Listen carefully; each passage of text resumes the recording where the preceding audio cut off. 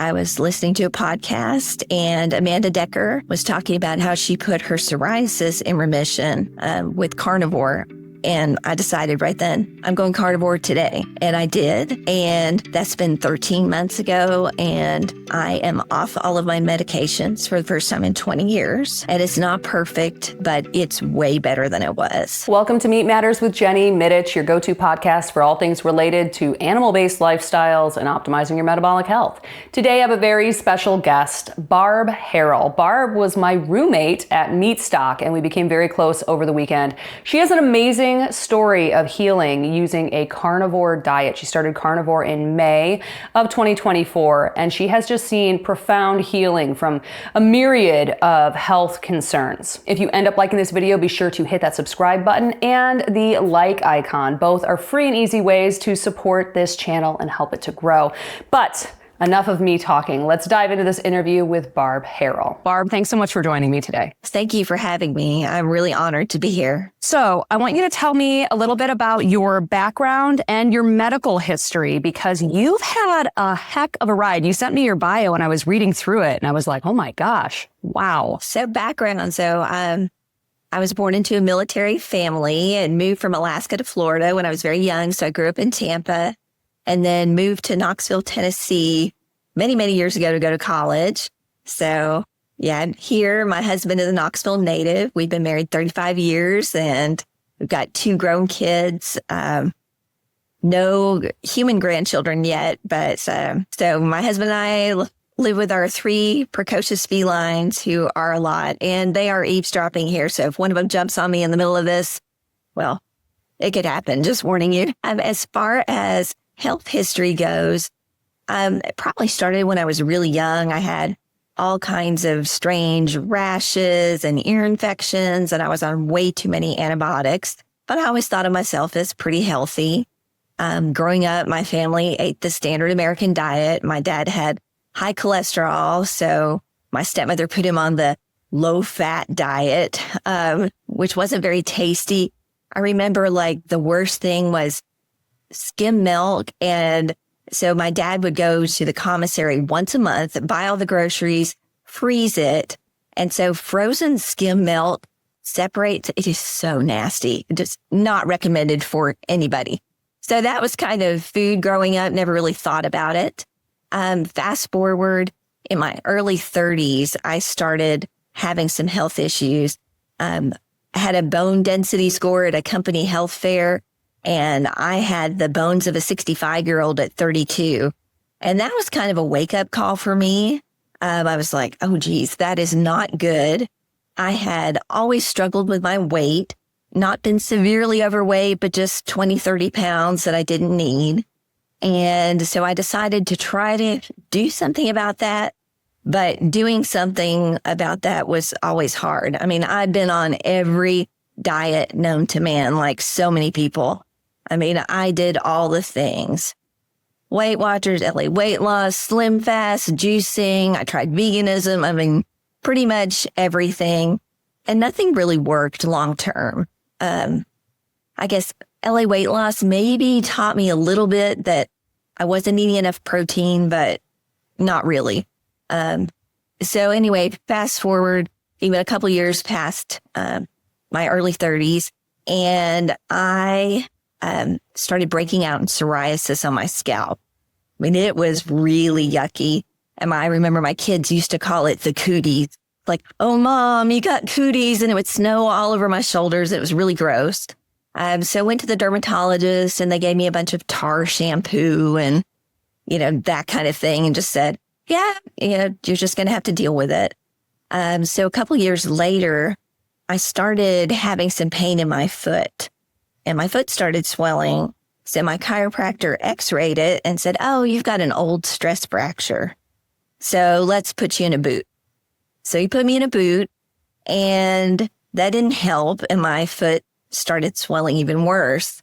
And so I said, I think the boot's too heavy. Please take me out of it. Well, took me out of the boot and it still swelled. So sent me to a podiatrist, and they did all the tests and ruled out any kind of fractures or gout or any of that thing, and said, hey, you need to go to a rheumatologist. But that took almost 9 months from the start of my issue to get in with the doctor.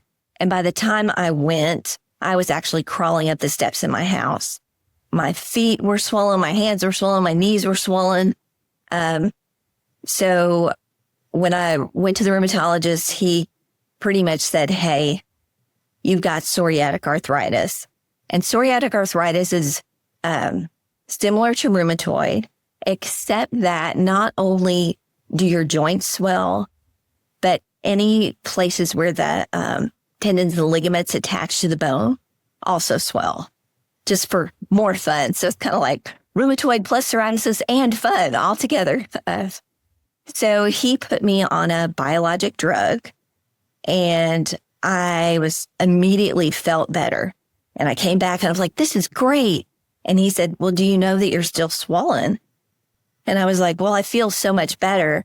And he's like, well, I think we need to add something. So he added a nasty disease-modifying drug called methotrexate, which is the only drug that I've ever seen that has a possible side effect of death. But hey, I mean, I was young. I had little kids. I needed to be able to move. So I didn't really think anything about it. I'm like, okay, give me the drug. And he also added prednisone. So I'm on this cocktail of medications. I was on prednisone for almost 6 years straight. Not great. Then the biologic I was on stopped working. Then he put me on Remicade infusions. So I would go I guess to begin with, it was like every couple of months. And then they kept increasing the dosage. And then they shrunk the time that was in between infusions. So it was just like a constant thing. And that was just like really bizarre to me. It's like I thought of myself as healthy. And now I'm in this infusion room with people who have a lot of stuff going on. I mean, that was very eye-opening to me. I had never been sick or thought of myself as unwell. And so that was really something. So probably 3 or 4 years into my diagnosis, I started having issues swallowing. And it was just kind of like the food wasn't going down. And when I mentioned it to the doctor, they were like, oh, you're just stressed. And I was like, well, yeah, I mean, I have stress. Everybody has stress, but something is not right.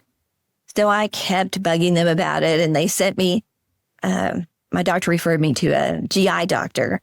And I just have to say, and I'm sorry for all the GI doctors out there, that they're my least favorite. I think GI stands for gaslighting intimidator. I mean, I just really have not had great experiences. But I kept bugging this guy, and he finally sent me for a specific test that actually showed that the muscles in my throat were not working properly.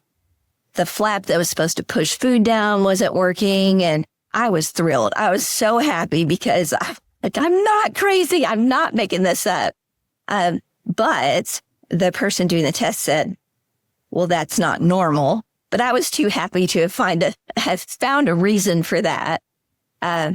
So then when I talked to my rheumatologist and shared those results with him, he said, I haven't tested your markers lately. I need to run some tests. And so he actually called me. I'll never forget. I was at work and the call came through and it was him. It was not his nurse. And he said, I need you to stop taking the medication you're on right now. Because at that time, I believed I was on an injectable drug. And I said, why? And he said, you have lupus. And the drugs that treat lupus contraindicate the drugs that treat psoriatic arthritis. So you've got to stop. And I was like, well, what am I going to do when I can't move in a couple of weeks? And he said, well, call me and we'll figure something out. So then we spent a few years trying to figure something out. In the meantime, I had a bunch of functional tests done through my chiropractor and discovered I had type 2 diabetes, probably mainly from being on steroids for 6 years. Just don't recommend that to anybody for any reason. So I really started to delve into diet and nutrition. I mean, the diabetes thing scared me, honestly, worse than any other diagnosis did. So I went on a low carb diet and I managed to reverse that. Took a little bit. but I did. But then I still couldn't figure out exactly what worked for me. Was it low carb? And I played around with, I don't know, paleo and keto, and I tried to be vegan. I mean, I tried several different things. Went gluten-free in 2019, and that did help some, but I still battled inflammation on and off, all different kinds of meds, but just could never break free from the inflammation. And then in May of 2024, I was listening to a podcast, and Amanda Decker, nurse practitioner out of Dicton, Tennessee, was talking about how she put her psoriasis in remission with carnivore. And I decided right then, I'm going carnivore today. And I did. And that's been 13 months ago. And I am off all of my medications for the first time in 20 years. And it's not perfect, but it's way better than it was. So that's kind of me in a nutshell. I mean, you've had a roller coaster ride of the last 20 years. So I'm curious, what brought you to low carb in the first place? Like what kind of took you down the rabbit hole to get there? Well, honestly, I didn't do a lot of research, but I was thinking, okay, if my sugar's high and I'm eating sugar, then that can't be good. So I just kind of went at it from I'm going to cut the sugar out of my diet. And I didn't cut everything. I still occasionally had some bread, but I was really looking at, even on a yogurt, hey, does this have sugar in it? I probably don't need to eat it. So that was my thought process. Okay, yeah. So cutting the sugar out then kind of brought you to a lower carb lifestyle. And then can you remember kind of that point when you started discovering like the keto or the paleo or like the certain dietary philosophies and started diving into it? Yeah, probably about 2017, 2018. I started listening to some podcasts and getting interested in that. And so keto intrigued me, and I tried that a few times. I just was never as low carb as I thought I was. And like so many people, I fell into the trap of the keto treat and the sweeteners and all of that. And this is Sheldon. I feel, hello. I feel like we all kind of do that. So when you started carnivore, you found out about it and you started that day. So tell me a little bit about that process. Like, how were you eating right up until then? How did you get into it? And what were you eating in the beginning? So I was fairly low carb at that point. Again, I probably would have called myself keto, though I don't think I was. And I was trying to do way too much of the almond flour and quinoa and the healthy stuff. I got one of those lumen things, and I was trying to track what I was doing, but I really like food a lot and I love sweets, and just the keto thing was just not working. So I knew that it wasn't good. It wasn't great. I wasn't feeling great. And then when I heard that about carnivore, I was just like, okay, this is something I haven't tried.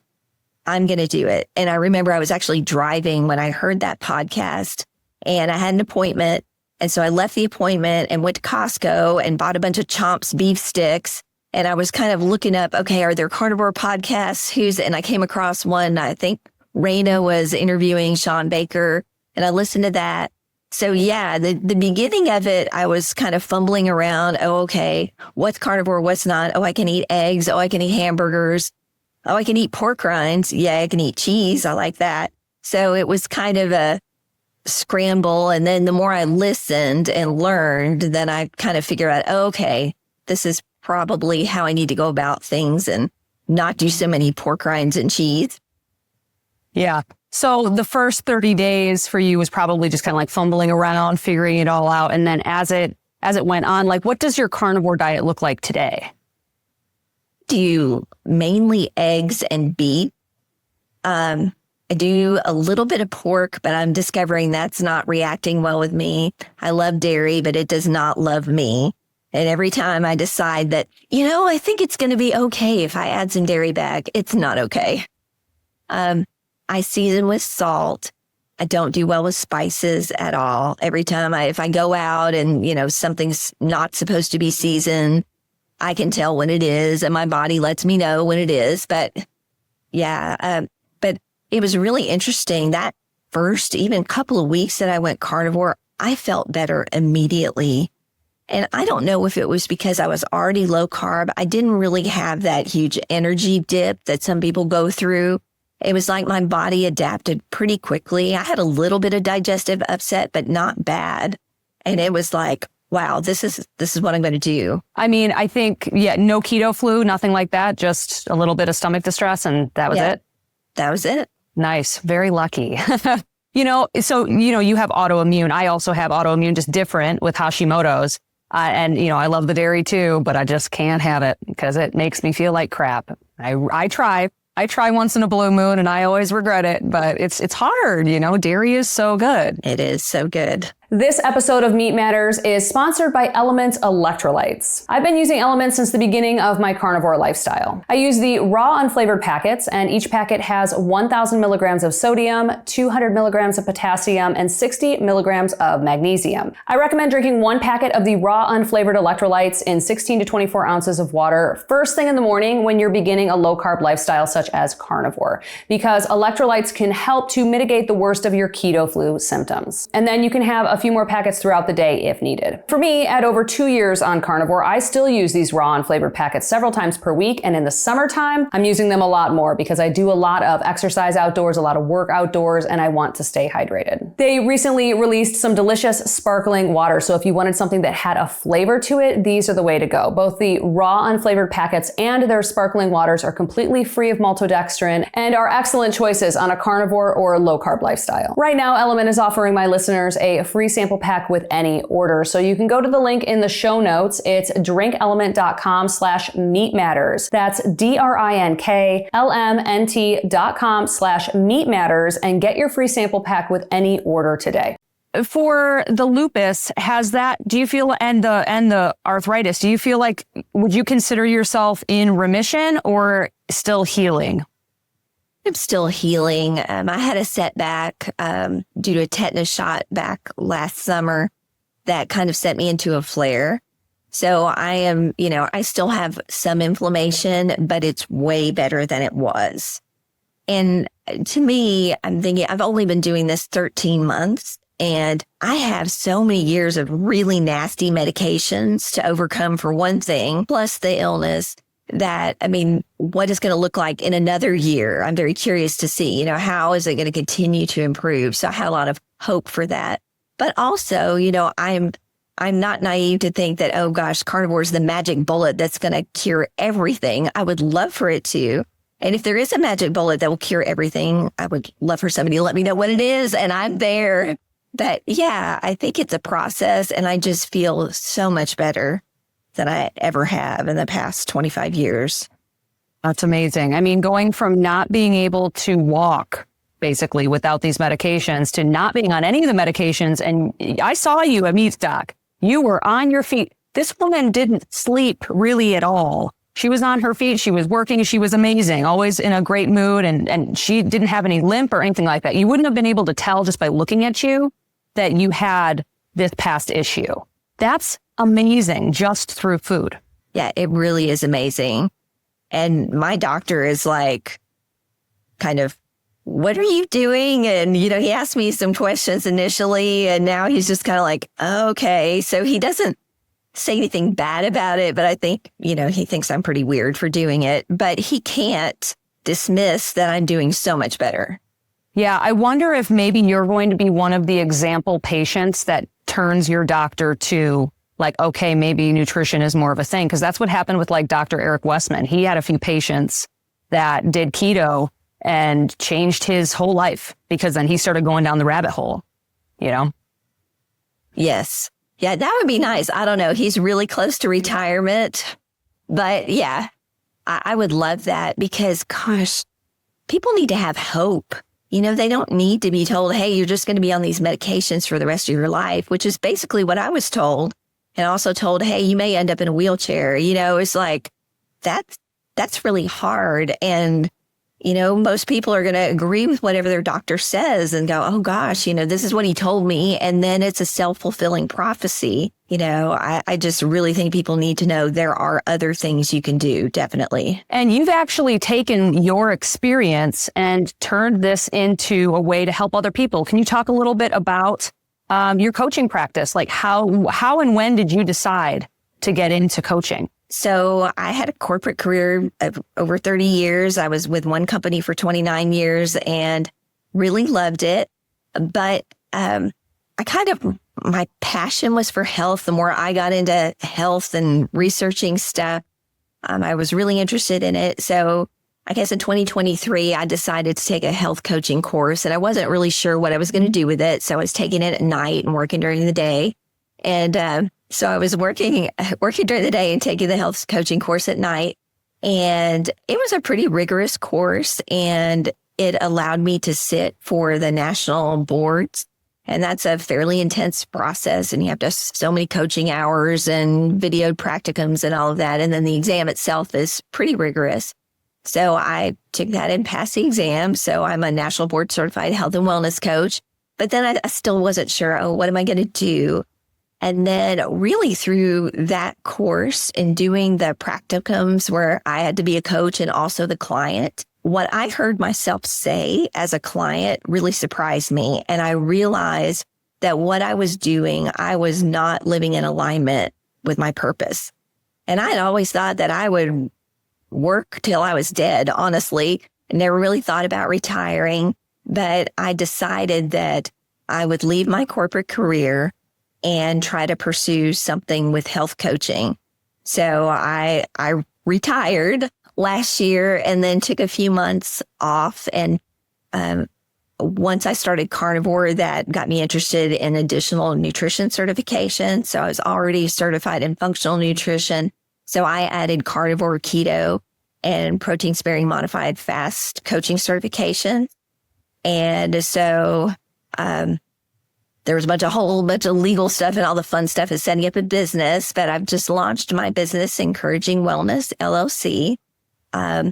Coaching directed mainly toward women. I mean, I would love to help everybody, but I especially have a passion for women because I think they're not being heard. And I think that too many people are being told, hey, you're just stressed, you're too young, you're too old. And I just really want to give a space where women can talk about their concerns and realize that they can do something about it. So that's what I'm excited about. I have a few clients now, and it just, I don't know, it makes me so happy when people are getting fulfilled and able to make changes and are excited about the steps they're taking. Yeah. Yeah, I feel you on the whole gaslighting of like, oh, you have little kids or you're stressed or working. That's what my conventional doctor said to me when I was really tired and my hair was falling out. Turns out it was my thyroid, but because my TSH was normal, they were like, nope, you're fine. And it was just like, I'm not fine, obviously, I think women are desperately underserved. So I love that you took your experience and you're paying it forward and helping others. So that's amazing. Where can people reach you if they want to get some coaching? So my website is encouragingwellness.org. And I don't really have a strong social media presence right now, but I'm No Carb Barb on YouTube and No Carb Barb 1 on Instagram. Wonderful. And you're going to be at Meatstock 2026, right? Oh, definitely. Nice. Yes, me too. I'll put a link to that in the description or the show notes as well, with a coupon code for anybody out there that would like to attend Meatstock, because it was so much fun. There's nothing like being in the room with a bunch of other carnivores, like people that aren't going to look at you weird for eating butter or just meat, Yeah, it was super fun. And just everybody there was great. I mean, I didn't sleep a lot, but I didn't want to go to bed. I mean, you didn't want to miss anything. Yeah, I didn't sleep either. I mean, I slept like maybe 5 hours a night because I was having so much fun. It was worth it. I slept after. That's what we need to do. Well, great. I'm going to put a link. I'll put all of Barb's links in the show notes as well if you would like to contact her for coaching or just to see her socials. I really think you should film more videos. Yeah. Yeah. It's, when I first got into filming videos, I was intimidated and I would look at the camera and just be like, I'm talking to so many people. But the whole point of it is just getting in front of the camera and doing it over and over and over again. I didn't get to be, somewhat okay at filming videos, without practicing. So that's all you have to do is just keep practicing, because I think you have a lot to share and a lot to give to the world. So I think it would be awesome. Thank you. I may try that. It's pretty daunting, and the editing is beastly. Yeah, I had a former job where I was a youth director at a church, and I had learned some rudimentary video editing in that job. So I actually just took what I learned there and started doing it again. And then I watched YouTube videos and learned how to do it a little better. And every video just aimed to be 1% better. And, after a year's worth of videos, you're like, oh, wow, I'm actually okay at this. So just take some work. That's all. Like everything in life. But with all of my carnivore interviewees, I like to end with a session of rapid fire carnivore questions. So are you up for that? I guess so. They're not scary, I promise. Okay. So what is your number one tip for a new carnivore? Oh, my number one tip would be take it one day at a time. Just don't go, oh my gosh, I've got to do everything. I'm never going to eat anything again but meat. And how am I going to do this? I think just do one day and then take the next day and just let it build and see how you feel. And also with that, give it some time. Don't just do it for 3 days and say, oh, this is not working for me. Give it at least 30 days. Longer would be better. But again, in that, just think of it as, hey, I'm just going to get up tomorrow and try to do it again. Exactly. So what is your favorite carnivore food? Ooh. Oh, I'm going to have a tie between eggs and beef. Is there any particular cut of beef that you like or type of beef? I really like ribeye. I also love picanha. Shout out to Christy at Meeting Wellness on that one. And I love ground beef. I eat a lot of hamburger. I love ground beef too. Okay, so this next question isn't necessarily carnivore related, just kind of first 3 things that come to your mind. So if you were stuck on a desert island, what 3 things would you bring? Okay, first thing, a multi-tool, like a super MacGyver kind of thing that has all the knives and scissors and stuff to make a fire with. Okay. Next, something to filter water with. And then third, some kind of a tarp or a piece of material for shelter. Nice. Perfect. All right.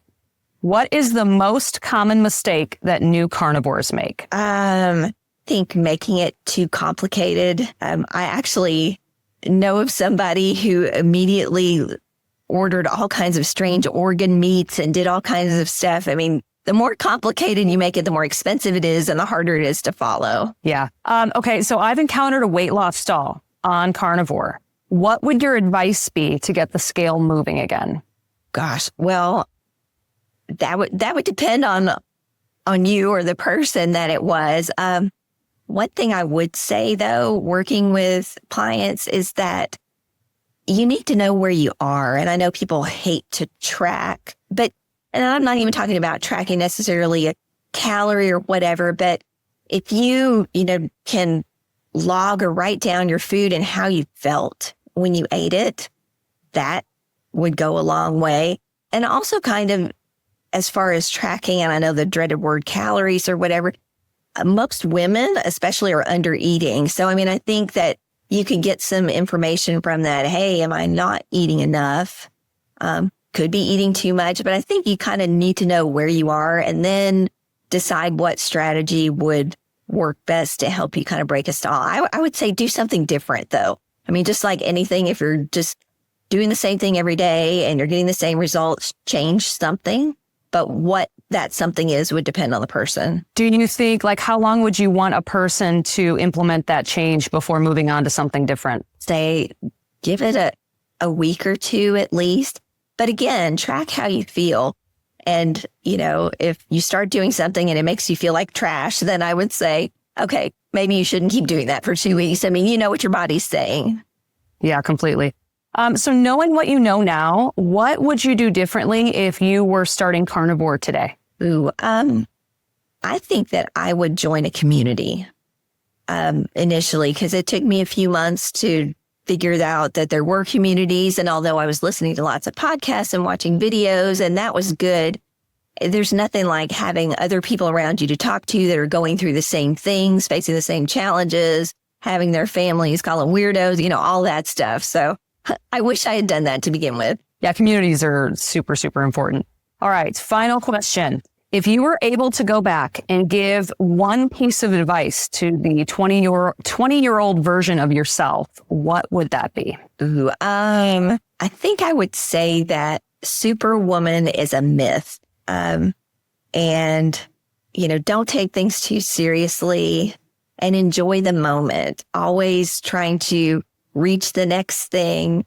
You miss a lot like that. So I wish I'd known that back then. Agreed. Well, Barb, this was awesome. Thank you so much for taking the time to sit down with me. And hopefully I see you before Meat Stock, but we'll see. I don't know when I'm going to be in Tennessee next. Yes, well, come on down. You can have a practice run. Yes, love it. Well, thank you so much. And thank you to all of you out there listening to Meat Matters with Jenny Mitich. I am happy to announce that my new book, Complete Carnivore, is now available for pre-order. Complete Carnivore is an in-depth guide to the carnivore diet along with 80+ carnivore recipes. And they're not just like cooking meat recipes. There's recipes for carnivores at any stage of their journey, and it definitely helps you mix it up a little bit if you're getting bored on the carnivore diet. When I was writing this book, I was really aiming to make this like the encyclopedia of the carnivore diet, and I am super excited for you to read it. Pre-sales are a huge deal for any first-time author, so if you'd like to show your support for me in any way, please consider pre-ordering this book. I will put the links in the show notes. Amazon and Barnes & Noble both have really good pre-order deals where you will get the lowest price the book ever was from the time that you pre-order it to the time it's released. So let's say, for example, Amazon has a flash sale on my book